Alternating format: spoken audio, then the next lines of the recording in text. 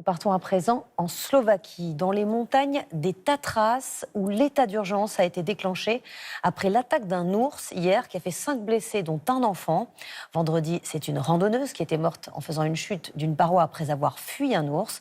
6 patrouilles de chasseurs, de policiers et d'experts en faune sauvage tentent de retrouver l'animal. Jocelyn Debrou. Ferme les portes. À l'abri dans leur voiture, ces jeunes Slovaques tombent nez à nez avec un ours en plein milieu de la route. C'est un truc de fou. Abasourdis, ils filment l'animal qui frôle leur véhicule. Non mais j'hallucine. L'état d'urgence est déclaré dans cette ville du nord de la Slovaquie où l'ours vient d'attaquer plusieurs personnes et fonce désormais sur ce passant qui réussit à l'éviter in extremis. Après avoir griffé et mordu 5 personnes, dont un enfant, le mammifère, qui peut se déplacer à plus de 40 km/h, traverse à 2 pas de cette poussette avant de retourner dans les bois.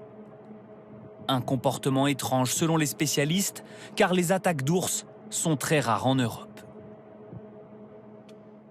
Un ours, ça a une personnalité, exactement comme des humains.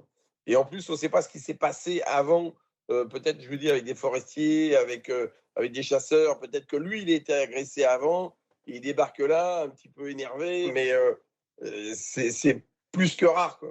Vendredi, dans la même région, une randonneuse de 31 ans est tombée dans un ravin après avoir été poursuivie par un ours, selon les autorités. Plusieurs patrouilles de chasseurs et de policiers ont été déployées pour localiser l'animal. Au total, plus de 1200 ours vivent aujourd'hui dans les forêts slovaques.